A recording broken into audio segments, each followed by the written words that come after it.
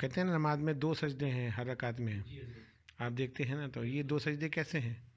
جب حضرت آدم علیہ السلام کو سجدہ کرنے کا حکم دیا گیا، شیطان نے نہیں کیا، تمام فرشتے سجدے میں چلے گئے، اور جب فرشتے اٹھے انہوں نے شیطان کو کھڑا ہوا دیکھا کہ اس نے سجدہ نہیں کیا، تو وہ شکرانے کے طور پر دوبارہ سجدے میں چلے گئے۔ ہمارے چینل پر آنے والوں سے میری درخواست ہے کہ ہمارے چینل کو آپ لائک کریں، سبسکرائب کریں اور ہمارے فیس بک پیج کو آپ فالو کریں۔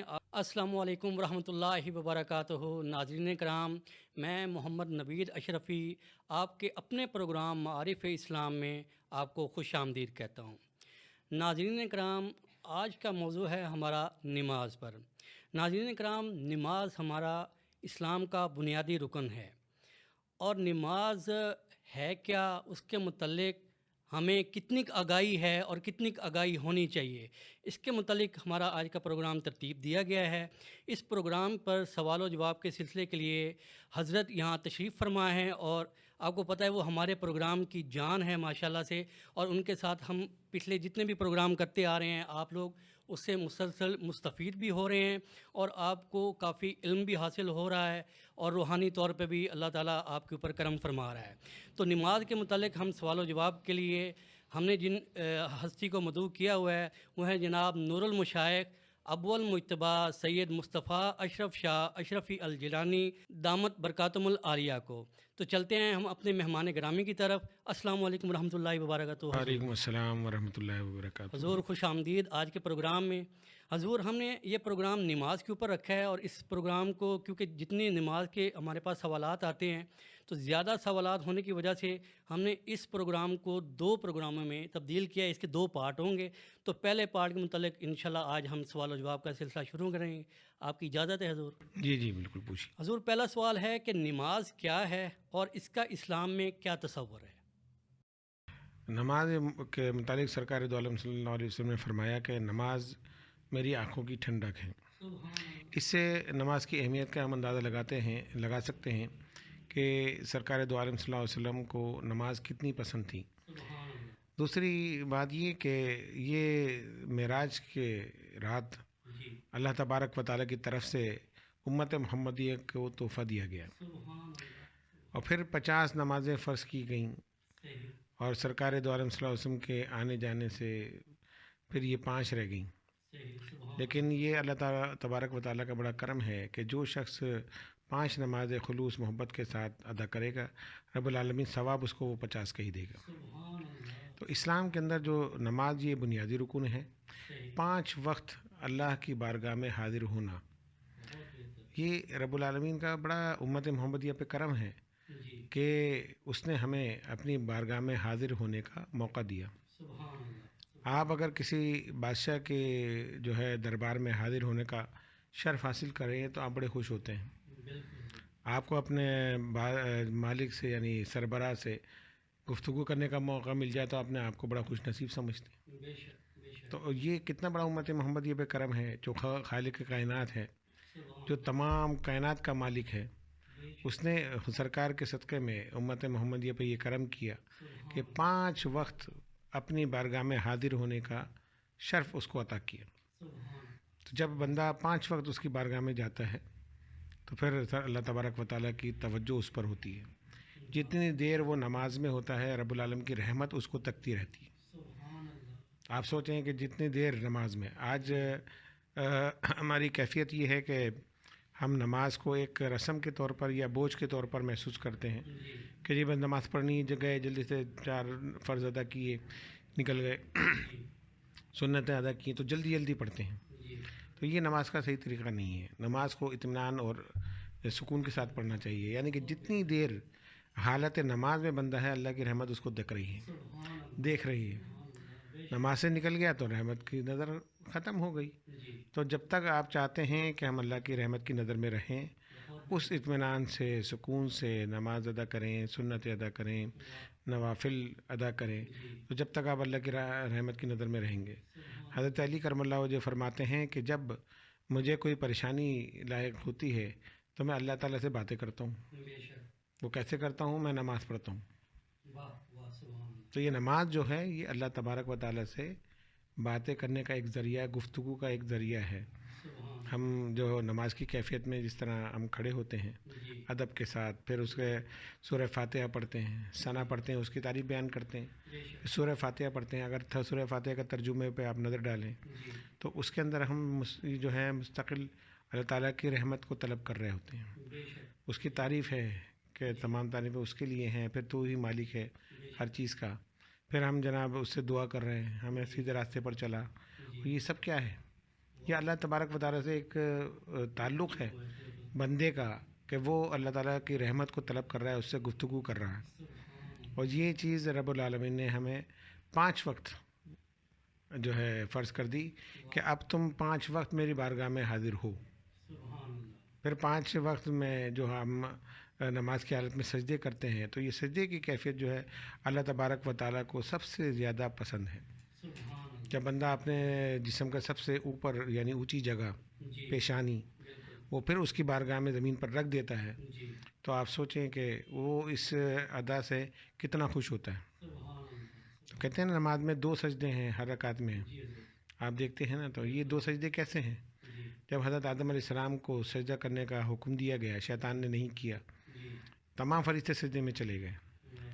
اور جب فرشتے اٹھے انہوں نے شیطان کو کھڑا ہوا دیکھا جی کہ اس نے سجدہ نہیں کیا تو وہ شکرانے کے طور پر دوبارہ سجدے میں چلے گئے. سبحان اللہ ایک سجدہ انہوں نے اللہ کے حکم سے کیا، جی دوسرا انہوں نے شکرانے کے لیے کیا. واہ تو 2 سجدے انہوں نے کیے. آج امت محمدیہ کو ہر رکعت میں 2 سجدے کرنے کا حکم ہے. یہ سجدہ اللہ تعالیٰ کو سب سے پسندیدہ عبادت لگتی ہے اور وہ سب سے زیادہ پسند کرتا ہے. سبحان تو اس سے ان چیزوں سے ہم دیکھیں کہ نماز میں اسلام کی کیا اہمیت ہے.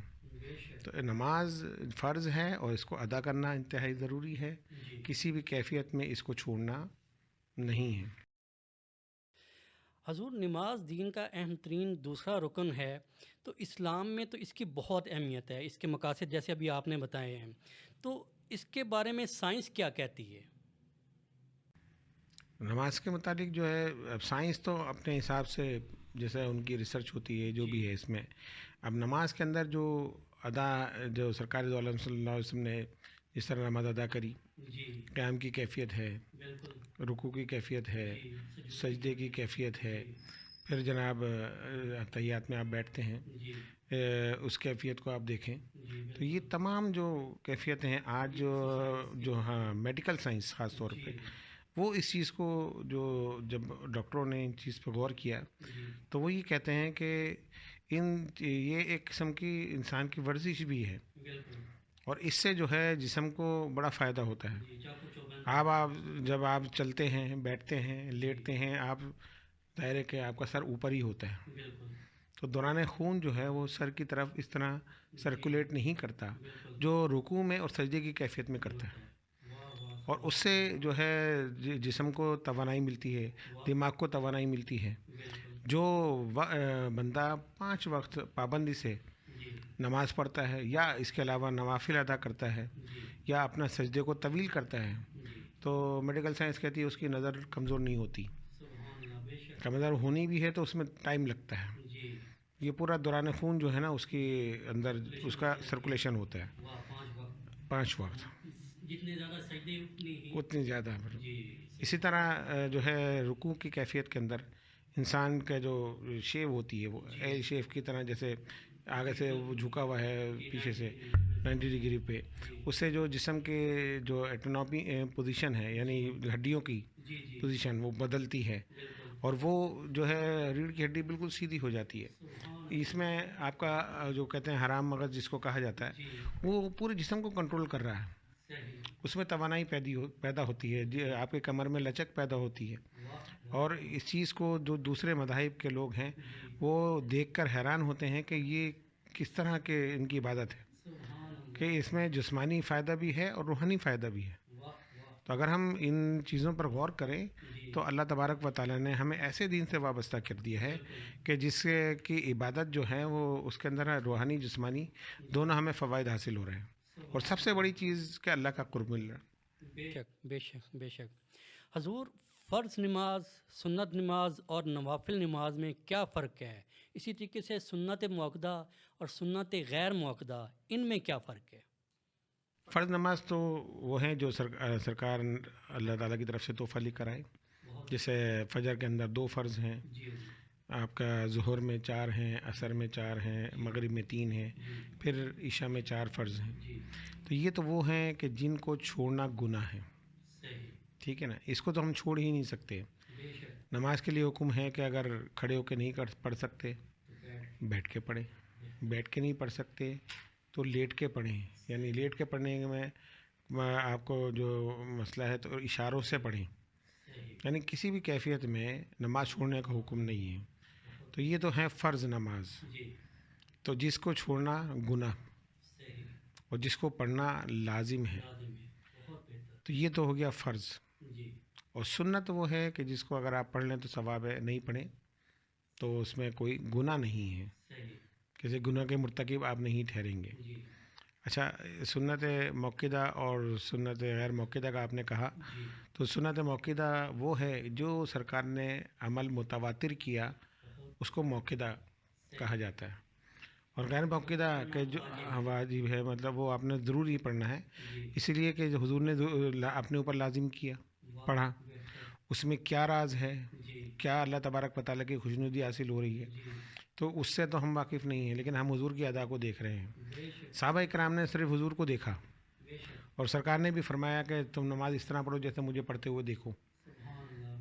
तो उसमें भी उन्होंने सुन्नत मौक़िदा को भी देखा। आज तो लोग सुन्नत मौक़िदा पे भी इतराज़ करते हैं, सुन्नतों पे भी इतराज़ करते हैं, नफिल पे भी इतराज़ करते हैं, सोशल मीडिया पे बैठ के कहते हैं सिर्फ फ़र्ज़ हैं बस, बाकी कुछ करने की ज़रूरत नहीं है। तो याद रखें, इबादत से रोकने वाला सिवाय शैतान को और कोई नहीं होता। वो नहीं चाहता, उसने सजदा नहीं किया था तो वो नहीं चाहता कि उम्मत मुहम्मदी भी अल्लाह के सामने झुके। तो जो आपको नमाज से रोके, नवाफिल से रोके या सजदे से, तो ये बता रहा है कि वो कौन है। तो जब किसी सहाबी ने एतराज़ नहीं किया तो मैं और आप कौन से वो हैं जो एतराज़ कर सकते। हम कौन सा दीन का ऐसा इल्म रखते हैं, हम कैसे जनाब फ़क़ीह बन सकते हैं कि हम फतवा दे दें कि ये सिर्फ फ़र्ज़ जी। हुज़ूर ने सुन्नत मौक़िदा क्यों पढ़ी, मुतवातिर क्यों पढ़ी, बार बार इसी के जो है तकरार क्यों फरमाई, तो इसकी वजह ये है कि उसकी कोई अहमियत थी, उसकी कोई वजह है। अगर आपको इल्म नहीं है तो वो एक अलग बात है, लेकिन हुज़ूर का बार बार पढ़ना ये बता रहा है कि ये चीज़ जो अल्लाह की बारगाह में मकबूल है। अब हज का जैसे मैं मिसाल के तौर पे बयान करूँगा, हुज़ूर से वो जो है साहबा ने कहा कि या रसूलल्लाह हज हर साल फ़र्ज़ है, आप खामोश रहे। जब ये सवाल बार बार किया गया तो आपने फरमाया अगर मैं कह देता फ़र्ज़ है तो फ़र्ज़ हो जाता। तो वो हुज़ूर ने जो है सुन्नत मौक़िदा जो थी उसको आपने तसलसल से तो पढ़ा, लेकिन वो फ़र्ज़ में शामिल नहीं है। इस तरह पढ़ा उन्होंने कि वो फ़र्ज़ तो नहीं हुई, लेकिन हुज़ूर की तकरार से पढ़ने की वजह से उलमा कहते हैं कि उसको पढ़ो। और गैर मौक़िदा मतलब ये है कि हुज़ूर ने कभी पढ़ी थी, कभी नहीं पढ़ी, लेकिन अगर 2 रकअत हैं तो 2 रकअत पढ़ने में क्या हर्ज है, सुन्नत का सवाब तो आपको मिल रहा है। तो इसी तरह नफिल हैं, नफिल भी हुज़ूर ने पढ़े, कभी नहीं पढ़े। पढ़ो तो सवाब, नहीं पढ़ो तो सवाब नहीं है। तो सवाब जो है हासिल करने में क्या हर्ज है, क्यों ना पढ़ें। हम भी अगर पढ़ें, बार बार पढ़ें तो हमें उतना ही सवाब मिलता जाएगा। तो जो तकरार है उसको सुन्नत मौक़िदा कहा गया। और हकीकत तो ये देखेंगे फ़र्ज़ जो है ना वो पहले सुन्नत है, बाद में फ़र्ज़ है। भाई हुज़ूर ने पढ़ी तो हमने देखा ना कि ये पढ़ी है हुज़ूर ने। 4 रकअत अगर हुज़ूर ने पढ़ी थी ज़ोहर की, तो हम भी हुज़ूर की सुन्नत पर अमल करके फ़र्ज़ पढ़ रहे हैं। अगर हम उसी नमाज के 4 रकअत को 6 अगर पढ़ें तो ज़ोहर की नमाज नहीं होगी। अगर हम ज़ोहर की नमाज जो है वो 2 रकअत पढ़ें सफ़र के अलावा, तो हमारी नमाज ज़ोहर अदा नहीं होगी। फ़र्ज़ भी अदा होगा तो सुन्नत के मुताबिक होगा। तो हम जब फ़र्ज़ पढ़ रहे हैं तो वो भी सुन्नत के मुताबिक पढ़ना है।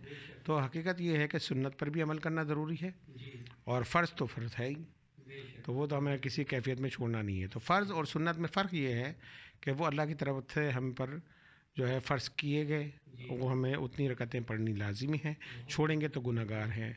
सुन्नत में पढ़ें तो कोई मसला नहीं है, मतलब सवाब के मुस्तहिक है, नहीं पढ़ें तो कोई गुनाह नहीं है। सुन्नत मौक़िदा के लिए उलमा ने कहा कि नहीं ये वाजिब है, ये पढ़ें, छोड़ेंगे तो ये मुनासिब नहीं है, गुनहगार हैं। अगर आप हुज़ूर से मोहब्बत करते हैं तो फिर कोई भी सुन्नत नहीं छोड़नी चाहिए। تو یہ ان کا فرق ہے. اور لیکن جو میری ذاتی رائے ہے تو بہتر یہی ہے کہ ہم نماز پوری ہی ادا کریں.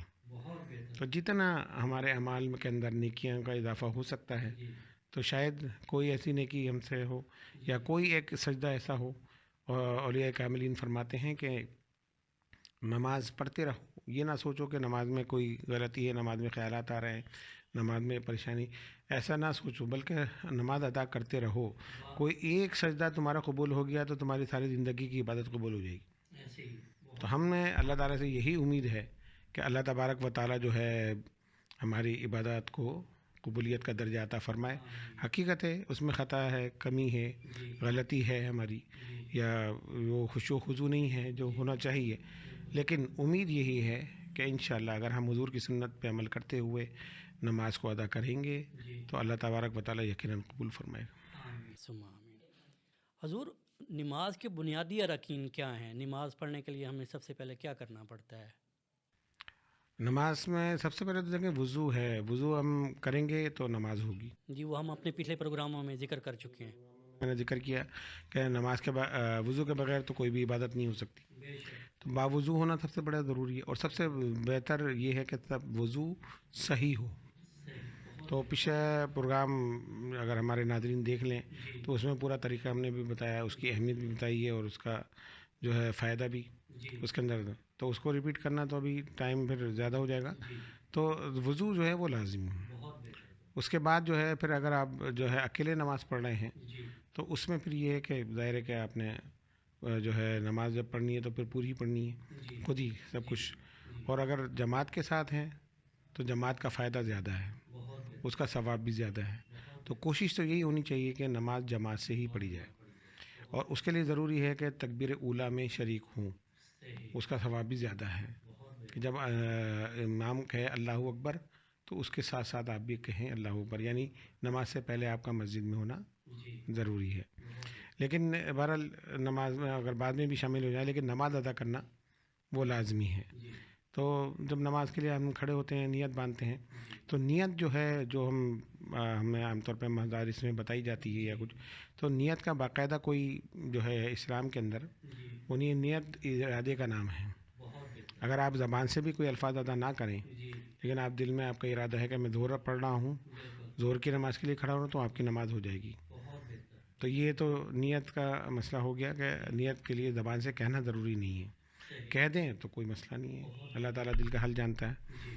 پھر اس کے بعد ظاہر ہے ہم ثنا پڑھتے ہیں اور پھر جو ہے تلاوت شروع ہو جاتی ہے. علم شریف یہ سب واجبات میں سے ہیں، ان کو پڑھنا ضروری ہے. اگر یہ چھوٹ جائے تو نماز نہیں ہوتی.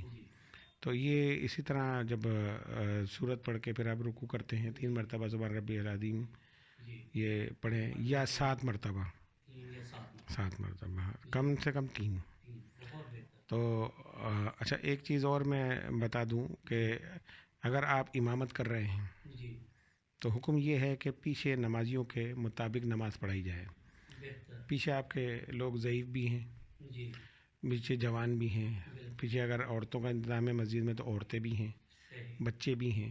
تو طویل تلاوت نہ کی جائے.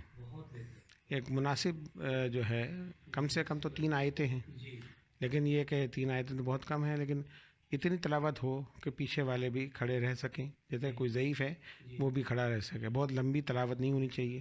اس حساب سے پھر نماز پڑھائی جائے کہ پیچھے والوں کو بھی خیال کیا جائے.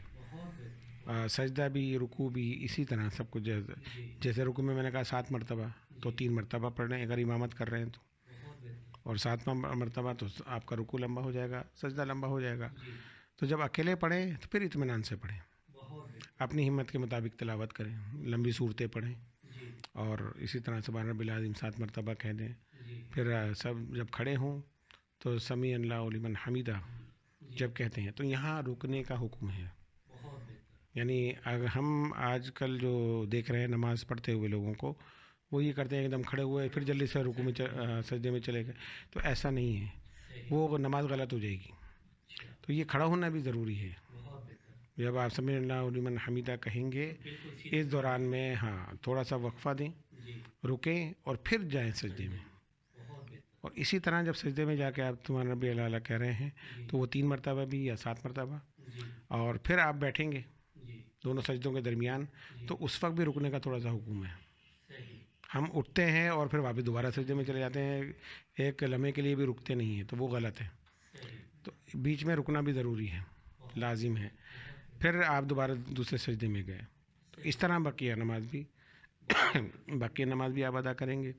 تو اس طرح جو ہے خشوع و خضوع کے ساتھ اور خاص طور پہ توجہ کے ساتھ جو وسوسے خیالات آتے ہیں اس کی وجہ یہ کہ توجہ ہٹنے کی وجہ سے ہوتا ہے. تو پھر اولیاء کاملین فرماتے ہیں کہ چند صورتیں اور آیات ایسی یاد رکھو جن کا ترجمہ تمہیں پتہ ہو. اس کا فائدہ کیا ہے کہ جب آپ پڑھیں گے تو آپ کو ترجمہ بھی سمجھ میں آ رہا ہے، تو آپ کی یکسوئی قائم رہے گی. آپ کا جو ہے توجہ ہوگی اس کے اوپر ترجمے پہ کہ قرآن جو ہم پڑھ رہے ہیں وہ کیا کہہ رہا ہے، یہاں پہ اللہ تعالیٰ ہم سے کیا فرما رہا ہے. تو جب آپ کی توجہ ہوگی تو دھیان ادھر ادھر نہیں جائے گا. تو اس لیے کہ چند صورتیں یا جو بھی ہے نماز کے مطابق ایسی یاد کریں کہ بعد ترجمہ اس کا ترجمہ بھی یاد کر لیں ساتھ، تاکہ جب پڑھیں تو اس کا ترجمہ بھی آپ کو پتہ چلتا رہے. اس سے کیا ہوگا، ایک تو نماز کے اندر خشوع و خضوع پیدا ہوگا، اور پھر اس میں جو ہے نماز طویل بھی ہو جائے گی تو آپ کو تاہٹ محسوس نہیں ہوگی بلکہ مزہ آئے گا. تو جب نماز میں مزہ آنے لگے تو آپ سمجھ لیں کہ آپ کی جو ہے نماز مقبول ہے. ہاں، تو نماز اور کوئی بھی عبادت تو وہ اس میں ضروری ہے کہ خشوع و خضوع. تو اللہ تعالیٰ ہم سب کے عبادات میں خشوع و خضوع پیدا فرمائے. بہت بہتر. حضور لوگ اکثر امام کے پیچھے نماز پڑھتے ہیں تو صاف ظاہر ہے جیسے جیسے امام رکن ادا کر رہے ہیں ہمیں کرنا ہے. اب جب کوئی اکیلا نماز پڑھ رہا ہوتا ہے تو اکثر لوگوں میں کچھ غلطیاں جو ہم نے بھی نوٹ کی ہیں کہ اللہ اکبر کہہ رہے ہیں تو وہ یہاں پہ لے کے آ رہے ہیں. تو اس کے لیے کیا کانوں کے لو کو ہاتھ رکھنا لازمی ہے حضور؟ ایک سوال تو یہ. دوسرا اسی کے ساتھ جڑا ہوا ہے کہ جب ہم نے اللہ اکبر تو کہہ دیا، اب وہ گھنٹہ ہاتھ کافی دیر نیچے لیے کھڑے رہتے ہیں، پھر بعد میں آرام سے باندھتے ہیں. تو حضور اس کے بارے میں بھی کچھ بیان فرمائیں. ہاں، نہیں، طریقہ تو وہی ہے جیسے میں نے آپ کو پہلے بھی ذکر کیا کہ جب نیت کریں گے اللہ اکبر کہیں گے تو اللہ اکبر کے لیے جو ہے نا یہ ہاتھ کی ہتھیلیاں سیدھی ہونی چاہیے، کانوں کے لو تک اٹھائیں. یہ ضروری نہیں ہے کہ کان پکڑ لیں یا کان سے لگانے ضروری نہیں ہے، بس اتنا آپ اٹھائیں اور پھر آپ فوراً نیت باندھ لیں. ہاتھ لٹکانے کی ضرورت نہیں ہے. ہاں، دائیں ہاتھ یہ اس کے اوپر اس طرح، یہ اس سے آپ ہاتھ پکڑ لیں. تو یہ مردوں کا طریقہ تو یہ ہے کہ اس طرح آپ پڑھیں گے. اس سے جو ہے وہ نماز کا صحیح طریقہ آپ کو پتہ چلے گا کہ کس طرح نیت باندھنی ہے. تو اس میں پیچھے ہاتھ لے جانا یا ایسا کر لینا، کھولے رکھنا یا کچھ، کان کے لو تک بس اتنا قریب رکھیں اور پھر نیت باندھ لیں فوراً. بہت بہتر. حضور جب ہم نیت باندھ لیتے ہیں پھر ہم اللہ اکبر کہتے ہیں، اللہ اکبر کے بعد ہاتھ باندھ کے تو ثنا پڑھتے ہیں. ثنا کے بعد کیا ہمارا سورت سے پہلے بسم اللہ پڑھنا لازم ہے یا نہیں؟ اسی طریقے سے سورہ فاتحہ پڑھنے کے بعد جب ہم اگلی سورت کی طرف منتقل ہوتے ہیں تب بھی بسم اللہ پڑھنی چاہیے یا نہیں؟ ہاں، سورہ فاتحہ سے پہلے پڑھنا تو ضروری ہے. بسم اللہ پڑھیں گے، ثنا پڑھیں گے، اور اس کے بعد اچھا اس میں تو یہ ہے کہ جیسے ہم اب خود نماز پڑھ رہے ہیں تب یہ ہے. جی بالکل بالکل. یہ میں جو بھی کوئی خود اکیلے سے نماز پڑھ رہا ہے یہ اس کے لیے ہے. ہاں، تو وہ اسی طرح پڑھیں گے. بالکل. بہت بہتر. تو دوسری مطلب سورت پڑھنے کے لیے جیسے قل هو اللہ احد ہم پڑھتے ہیں، ہاں، وہ آپ ڈائریکٹ پڑھ سکتے ڈائریکٹ پڑھ سکتے ہیں. بہت بہتر حضور. حضور مساجد میں اور گھروں میں نماز پڑھنے میں کیا فرق ہے؟ کیا گھروں میں نماز پڑھنے سے اجتماعیت پر فرق پڑتا ہے؟ نہیں، دیکھیں نماز پڑھنا ضروری ہے. اگر مسجد جانے کا وقت نہ ہو، مسجد دور ہو، تو پھر نماز جو ہے گھر میں پڑھ لینی چاہیے. لیکن ایک حدیث کے مطابق سرکار دو عالم صلی اللہ علیہ وسلم نے فرمایا کہ نماز فرض جو ہے وہ مسجد میں پڑھو اور سنتیں گھر میں ادا کرو، اپنے گھروں کو قبرستان نہ بناؤ. تو مطلب یہ ہے کہ نماز سے اپنے گھر کو بھی مزین کرو. تو لیکن جماعت سے پڑھنے کا ثواب زیادہ ہے. تو اگر گھر میں اجتماعی طور پہ جیسے کوئی مہمان وغیرہ آئے ہوئے ہیں یا کچھ ہیں، گھر میں بھی آپ جماعت کر سکتے ہیں، وہی ثواب ملے گا. مسجد میں جا کے پڑھنا بالکل اس کا ثواب زیادہ ہے، تو مسجد میں جا کے پڑھیں تو زیادہ بہتر ہے، امام کے پیچھے پڑھیں. اور اب جو ہم مسجد میں نماز پڑھتے ہیں پھر سنتیں بھی جو ہے نوافل میں ہی ادا کرتے ہیں. تو اس کی وجہ یہ ہے کہ علماء اس لیے کہتے ہیں کہ بھئی مسجد میں آپ پڑھ لیں کہ اکثر لوگ جو ہے نا ہمارے گھر جا کے پڑھتے نہیں. غفلت میں پڑ جاتے ہیں, کسی کام میں مصروف ہو جاتے ہیں, یا کچھ پتہ چلا وہ سنتیں بھی نہیں پڑھی انہوں نے, تو اس لیے ہوتا ہے کہ پھر پوری نماز آپ جو ہے مسجد میں ہی پڑھ رہے ہیں. تو بالکل بہتر ہے, یہ اس طرح کرنا چاہیے. لیکن یہ کہ اپنے گھروں کو بھی جو ہے نماز سے, نوافل سے مزین کریں. اس کی بڑی برکتیں ہیں. جہاں پہ اللہ تعالیٰ کی عبادت ہوتی ہے وہاں پر اللہ کی رحمتیں نازل ہوتی. تو یہ کہ خاص طور پہ خواتین کے لیے ضرور میں کہوں گا کہ وہ نماز کی جو ہے پابندی کریں. آج ہمارے یہاں جو ہے اس چیز کا بڑا فقدان ہے. شوہر نماز پڑھتا ہے, بیوی نہیں پڑھتی. بچے جو ہیں ماں سے بہت کچھ سیکھتے ہیں. اگر باپ جو ہے سمجھدار ہے, وہ گھر سے بچے کو مسجد تک لے جاتا ہے, تو یہ تو بڑی اچھی بات ہے کہ وہ بچہ بھی مسجد میں جا کے نماز سیکھتا ہے. لیکن گھر میں جو ہے خواتین کا, تو اکثر گھروں میں خواتین نماز نہیں پڑھ رہی. تو یہ تھوڑا سا توجہ طلب مسئلہ ہے, اور مردوں کو بھی چاہیے کہ اپنے گھر والوں سے نماز پڑھوائیں, پابندی کروائیں. بہت ضروری ہے. ہم خود تو نماز پڑھتے رہیں, اور اہل و عیال جو ہیں وہ نماز جیسی نعمت سے غافل رہیں, محروم رہیں, تو اس کا سوال بھی ہم سے ہوگا. تو اکثر لوگ جو ہیں خود تو بڑے پکے نمازی ہیں, بچے پڑھتے نہیں. تو اس کا مطلب یہ ہے کہ وہ پھر اللہ کی بارگاہ میں جواب دہ ہے. تو نماز کے لیے حکم یہ ہے کہ خود بھی پڑھو تو بچوں کو بھی پڑھواؤ, بیوی سے بھی پڑھواؤ, یعنی اپنے اہل و عیال سے سب سے جو ہے نماز کی پابندی کرائیں. تو اس سے یہ کہ آپ کے تو جو عبادت ہے اس کا ثواب ہے ہی, اور یہ جو اولاد ہے یہ بھی جو ہے ماں باپ کے لیے ذریعہ نجات ہے, اور ان کے عبادت میں سے بھی ماں باپ کو ثواب ملتا ہے. تو بالکل یہ اس چیز کے اوپر ذرا توجہ دینی چاہیے. بالکل. حضور جمعۃ المبارک کے دن ہم ظہر کی بجائے 2 فرض نماز جمعہ امام کے پیچھے پڑھتے ہیں. اگر کسی کے, ایک تو اس کی حضور تھوڑی سی وجہ بیان فرما دیں کہ ایسا مطلب کیوں ہے, اور دوسرا اگر کسی کے رہ جائیں تو وہ کیا کرے, وہ 2 فرض نماز پڑھے یا ظہر کی 4 فرض پڑھے؟ جمعے کی نماز تو جو ہے وہ جماعت کے ساتھ ہی ہو سکتی ہے, اکیلے نہیں ہو سکتی. اگر جمعے کی جماعت نکل گئی تو پھر تو وہ ظہر ہی پڑے گا. ہاں, لیکن دیکھیں حکم یہی ہے کہ جمعے کی نماز کا اہتمام کرو. جمعے کی نماز کا اہتمام کیسے کرنا ہے؟ جمعے کی نماز کے اہتمام کے لیے ضروری ہے کہ آپ جو ہے نہا دھو کے نئے کپڑے پہنے, صاف ستھرے. پھر اس کے علاوہ جو ہے نماز کے لیے جو ہے تیاری کریں, نہا دھو کر عطر وطر لگا کے پھر مسجد میں جائیں. اور پھر جمعے کے لیے یہ فرمایا گیا ہے کہ جب جمعے کی نماز جو ہے کھڑی ہونی ہوتی ہے, اس سے پہلے مسجد کے دروازے پر اللہ تعالیٰ فرشتوں کو مقرر فرما دیتا ہے, جو رجسٹر لے کے بیٹھے ہوتے ہیں, اور ہر آنے والے کا نام لکھا جاتا ہے. اور پھر جب امام جو ہے خطبے کے لیے کھڑا ہوتا ہے تو فرشتے وہ دفتر لپیٹ کے پھر اللہ کی بارگاہ میں چلے جاتے ہیں. بعد میں آنے والے کا نام اس رجسٹر میں نہیں ہوتا. نماز تو اس کی بھی ہو جائے گی کہ وہ جمعہ کی نماز میں شامل ہو جائے گا, لیکن جو اللہ کی بارگاہ میں نام پیش ہو رہے ہیں اس میں اس کا نام شامل نہیں ہوگا. تو جہاں تک یہ ہے کہ جی جمعے کی نماز نکل جائے اور اس کی وجہ سے ظہر پڑی جائے, تو جمعے کی نماز نکلنی ہی نہیں چاہیے, کہ ہمیں پہلے سے مسجد میں داخل ہونا چاہیے. اور اگر کوئی سفر میں ہے تو اس کے لیے جمعہ معاف ہے, وہ راستے میں ظہر پڑھ لے, اور اگر راستے میں کہیں مسجد میں اس کو جمعہ مل رہا ہے تو بہتر یہی ہے کہ وہ جمعہ ادا کرے. صحیح ہو گیا, بہت بہتر حضور. حضور اسی طریقے سے اسی سوال کے ساتھ جڑا اگلا سوال ہے کہ عیدین کی نمازیں ہیں.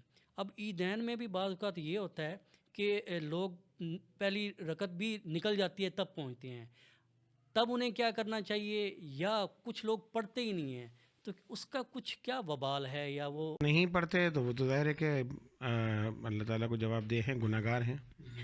اس کی جو بھی اللہ سزا ان کو دے گا. یہ انتہائی غلط فعل ہے. اگر ہم مسلمان ہیں تو یہ خوشی کا دن اللہ تعالیٰ نے دیا ہے, تو یہ دن شکرانے سے ہی شروع ہونا چاہیے. تو یہ عیدین کی نماز جو ہے یہ اللہ کی بارگاہ میں ایک شکرانہ بھی ہے کہ اس نے ہمیں یہ دن نصیب فرمایا, خوشیاں نصیب فرمائی. اور اس کا بھی میں اسی طرح جمعے کی طرح میں کہوں گا کہ اس چیز کے لیے بھی حکم یہ ہے کہ پہلے سے اہتمام کیا جائے, نہا دھو کے نئے کپڑے پہن کے تیار ہوں, خوشبو لگائیں. پھر جو ہے سرکار دو عالم صلی اللہ علیہ وسلم کی سنت یہ تھی کہ ایک راستے سے جاتے تھے, دوسرے راستے سے پھر واپس تشریف لاتے تھے. تو حضور کی سیرت پڑھیں اور اس کے مطابق دیکھیں کہ ہمیں کس طرح ان عبادات کو کرنا چاہیے. تو نماز عید نکل جانا یہ بڑی معیوب سی بات ہے، عجیب سا مسئلہ ہے کہ نماز عید نکل گئی، کیوں نکل گئی؟ تو ہمیں اس کے تو اہتمام پہلے سے کرنا ہے، کہ حکم ہے تو ہمیں پہلے سے موجود ہونا چاہیے. ایک آدھ رکعت نکل جائے تو وہ تو یہ ہے کہ پھر آپ ایک رکعت اپنی ادا کریں گے، لیکن نماز عید سے پہلے موجود ہونا مسجد میں ضروری ہے. صحیح. تو حضور اسی طریقے سے مطلب ہم دوسری رکعت میں شامل ہوئے ہیں، تو جب پہلی رکعت پڑھیں گے تو ہم پھر وہ 3 تکبیریں زائد کہیں گے جیسے کہ پہلی رکعت کا تھا پروسیجر. بالکل، وہ اس کے لیے جو ہے واجب ہیں، تکبیریں واجب ہیں. حضور اگر سفر میں ہوں تو نماز کا ٹائم ہو، اور اس کا کیا حکم ہے کہ اگر ہم کسی ایسے علاقے میں ہوں کہ ہمیں نہ پتہ ہو اور جنگل بیابان ہو یا ایسا ایک میدان ہو اور وہاں پہ نہ کوئی مسجد نظر آ رہی ہو، نہ کوئی مکان نظر آ رہا ہو، تو سمت کا کیسے تعین کیا جائے اور اس جگہ کا کیسے تعین کیا جائے کہ یہاں نماز پڑھی جائے؟ ایک تو آج کل جو ہے سائنس نے بڑی ترقی کر لی ہے، موبائل کے اندر بھی آپ کو جو ہے وہ ایپس مل جاتی ہیں جس سے ہم کعبے کی سمت کا تعین کر سکتے ہیں. تو اگر سفر میں ایسی جگہ پہ ہوں کہ موبائل سے بھی آپ سمت معلوم کر سکیں، تو پھر یہ ہوتا ہے کہ جہاں آپ کا گمان زیادہ ہو کہ قبلہ اس طرف ہے تو آپ اس طرف کر کے نماز پڑھ لیں. اور اکثر یہ ہوتا ہے جیسے ہم سفر میں ٹرین میں ہوتے ہیں یا ویسے ہمیں پتہ نہیں چلتا یا کچھ، تو کبھی کسی قبرستان کی طرف سے آپ گزریں گے نا تو قبروں کی بھی سمت دیکھ سکتے ہیں ہم، کیونکہ قبر اس طرح بنائی جاتی ہے کہ چہرہ مردے کا جو ہے وہ قبلے کی طرف ہو، تو ہم اس سے بھی قبلے کا تعین کر سکتے ہیں. تو اس طرح کوشش یہی کرنی چاہیے کہ سمت جو ہے ہماری اس کا تعین صحیح ہو جائے. اب وہ موبائل کے ذریعے ہو یا اس صورت میں ہو یا جہاں زیادہ اچھا گمان ہے کہ ہاں بھئی اسی طرف جو ہے قبلہ ہے، تو ہمیں پھر اس علاقے کے حساب سے جو ہے وہ سمت متعین کر لینی چاہیے. اور دوسرا یہ کہ سفر میں جو ہے کم سے کم 90 یا 100 کلومیٹر کے بعد جو ہے نماز کے لیے آسانی پیدا کی گئی ہے کہ فرض جو ہے وہ قصر کے طور پہ، یعنی 4 رکعت جو ہے وہ 2 ادا کریں گے. یہ اللہ تعالیٰ کی طرف سے مسافروں کے لیے ایک آسانی کا حکم دیا گیا، پیدا کی گئی ہے. اسلام ایسا جو ہے بہترین اور پیارا مذہب ہے کہ جس کے اندر کوئی مشقت یا مشکل نہیں ہے. عبادات میں بھی آسانیاں پیدا کی گئی ہیں، کرنے والا ہونا چاہیے. تو جب ہمیں اتنی آسانیاں مل رہی ہیں سب کچھ، اس کے بعد پھر ہم نمازیں چھوڑ دیں تو پھر آپ سوچیں کہ کتنے جو ہے اللہ کی ناراضگی مول لینے والی بات ہے. حضور اگر کوئی شخص لیٹ ہو گیا، وہ پہلی رکعت اس سے چھوٹ گئی، دوسری میں شامل ہوا یا تیسری میں یا چوتھی میں، اس کو نہیں معلوم. اکثر جیسے ظہر ہے، عصر ہے، اس میں تلاوت نہیں ہوتی، مغرب میں اور عشاء میں تلاوت پہلی اور دوسری رکعت میں کی جاتی ہے، تو کیا وہ نیت باندھ کے اس کے بعد ثنا پڑھے یا وہ ثنا پڑھے بغیر اپنا نماز کو جاری کرے؟ نہیں، وہ جیسے رکوع تک جو ہے اجازت ہے کہ آپ جماعت کے اندر یعنی رکعت میں شامل ہو سکتے ہیں. اگر آپ رکوع میں آپ نے اللہ اکبر کہا اور رکوع میں چلے گئے، امام رکوع میں ہے اور آپ اللہ اکبر کہہ کے رکوع میں چلے گئے، تو آپ اس رکعت میں شامل ہو گئے. وہ رکعت آپ کی نہیں نکلی. ہاں، نہیں ثنا پڑھنے کی ضرورت نہیں، لیکن اس رکعت میں آپ شامل ہو گئے تو وہ رکعت آپ کی نہیں نکلی، ایک رکعت آپ کی نکل گئی. تو 3 رکعتیں آپ اس کے ساتھ پوری کریں گے امام کے ساتھ، جس طرح وہ کریں گے. پھر چوتھی رکعت کے لیے پھر آپ کھڑے ہوں گے، اور کھڑے ہونے کا طریقہ یہ ہے کہ جب امام پہلے سلام پھیرے تو بیٹھے رہیں، دوسرے سلام پر کھڑے ہو جائیں. اچھا، پھر دوسری جو آخری رکعت پڑھیں گے تو اس میں علم شریف کے ساتھ پھر آپ کو کوئی سورت بھی تلاوت کرنی، بالکل جو جیسے پہلی رکعت میں کیا. پہلی رکعت میں کی ہے تو وہ آپ کی چھوٹ چکی ہے، اس لیے آپ اس کو اسی طرح ادا تو حضور اس کے ساتھ ثنا پڑھنا لازمی ہے یا صرف سورہ فاتحہ؟ نہیں، سورہ فاتحہ کے ساتھ پڑھ سکتے ہیں کیونکہ نماز تو آپ کی شروع ہو چکی ہے ویسے. تو اس کے یہ ہے کہ وہ آپ اس طرح آپ ادا کریں گے. 2 رکعتیں چھوٹ گئی ہیں تو اسی طرح آپ 2 رکعتیں پوری کریں گے، یعنی دونوں رکعتوں میں پھر آپ ثنا کے بعد وہ سورہ فاتحہ کے بعد جو ہے سورت کوئی نہ کوئی تلاوت کریں گے، تو پھر آپ کی جو ہے نماز مکمل ہوگی، لیکن وہ باجماعت ہی نماز کہلائے گی. بہت بہتر، بہت بہتر. حضور جو آخر ہمیں مطلب جس طریقے سے نہیں پتہ چلا، تو قیام اپنا بیٹھے ہوئے ہیں، اپنا نیچے اتحیات پڑھ رہے ہیں، وہاں پہ آ کر شامل ہوتے ہیں تو ہمیں پتہ چلتا ہے یہ تو چوتھی رکعت تھی، تو کیا وہ بھی جماعت میں آپ شمولیت ہو گئی ہے آپ؟ جی بالکل ہوگی.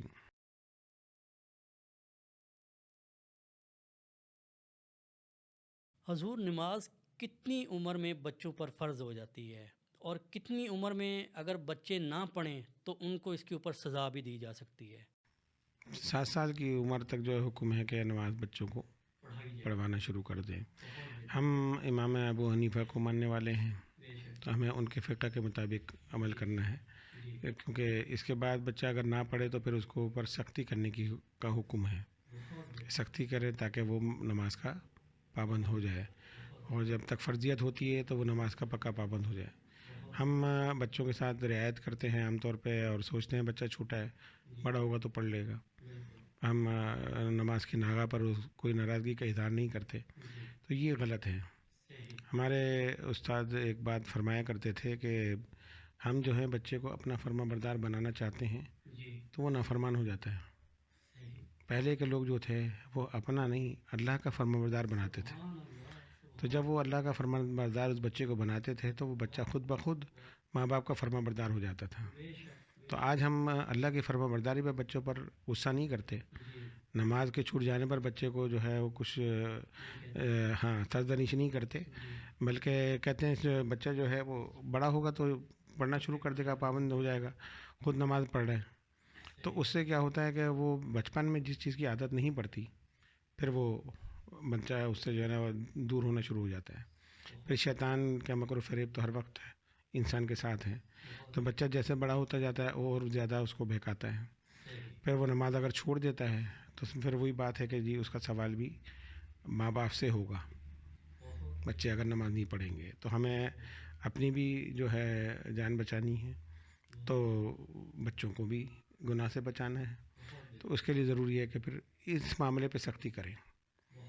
بچوں کو جو ہے اس عمر سے جو ہے بچوں کو مسجد میں لے کر جائیں, اپنے ساتھ کھڑا کریں, اور اپنے ساتھ جو ہے نماز کی ادائیگی کا اس کو طریقہ بتائیں تاکہ وہ اس کی نماز بھی صحیح طریقے سے ادا ہو.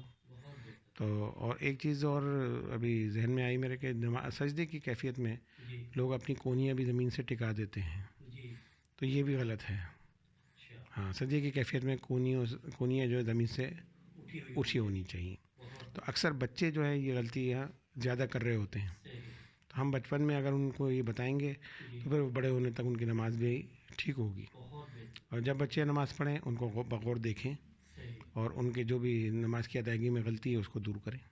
حضور میرا آخری سوال ہے کہ نماز پڑھتے وقت اکثر میں نے مطلب نوٹ کیا ہے, اگر میں کچھ سنتے ہیں ادا کر رہا ہوں, میں نے ادا کر لی ہیں, تو میں کسی کو دیکھتا ہوں تو وہ سجدے کی حالت میں اپنے بعض اوقات ایک یا بعض اوقات 2 پاؤں اس نے اٹھائے ہوئے ہوتے ہیں تمام انگلیوں سمیت.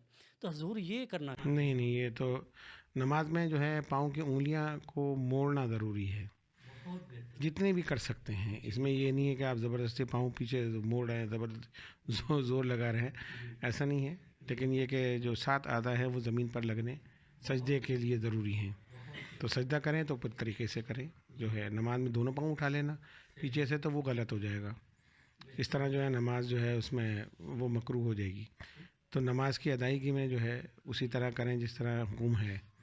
تو جب سجدے میں جائیں تو پیچھے انگلیاں تھوڑی سی مڑی ہوئی ہوں, زمین سے لگی ہوئی ہوں, اور وہ طریقہ صحیح ہے. سجدے کے دوران حضور کون کون سے ہمارے جسم کا حصہ زمین کے ساتھ ٹچ ہونا لازمی ہے؟ آپ کا جو ہے پیشانی ہے, ناک ہے, یہ زمین سے لگی ہوئی ہو. ہاں, دونوں ہاتھوں کی ہتھیلیاں یہ زمین سے لگی ہوں. آپ کے گھٹنے جو ہیں زمین پر ہیں, آپ کے دونوں پاؤں زمین پر ہیں.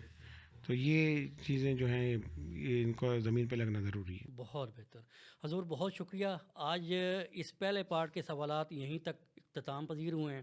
آپ کی آمد کا حضور اس پروگرام میں بہت شکریہ. آپ تشریف لائے, آپ نے ہماری کافی سوالوں کا جواب دیا, کافی ہمارے جو بھائیوں کو یا ہماری بہنوں کو مسئلے مسائل ہوتے ہیں نماز کے متعلق, تو آج کافی کلیریفائی ہو گئی ہوئی ہیں چیزیں. ناظرین کرام, آج کا پروگرام امید ہے آپ کو ضرور پسند آیا ہوگا. یہ پروگرام ہمارا پہلا حصہ اول ہے نماز کے متعلق, کہ ہمیں اپنے بچوں کو بھی اس طریقے سے سکھانا چاہیے کہ وہ کل کو اپنی نماز میں خشوع و خضوع بھی لائیں, اور نماز کے متعلق جتنی بھی غلطیاں ہم سے ہوئیں یا ہو رہی ہیں تو وہ ہم ان میں ٹرانسفر نہ کریں, بلکہ ہم ایسے پروگرام کی مدد سے ان کو تصحیح کریں اور اپنے بچوں میں منتقل کریں۔ امید ہے کہ آپ ہمارے جتنی بھی ویڈیوز آ رہی ہیں آپ ان کو پسند کر رہے ہیں۔ نئے ہمارے چینل پر آنے والوں سے میری درخواست ہے کہ ہمارے چینل کو آپ لائک کریں، سبسکرائب کریں اور ہمارے فیس بک پیج کو آپ فالو کریں۔ آپ کو انشاءاللہ اسی طریقے سے مفید ویڈیوز ملتی رہیں گی۔ اگلے دوسرے پارٹ تک میری طرف سے اللہ حافظ۔ السلام علیکم ورحمۃ اللہ وبرکاتہ۔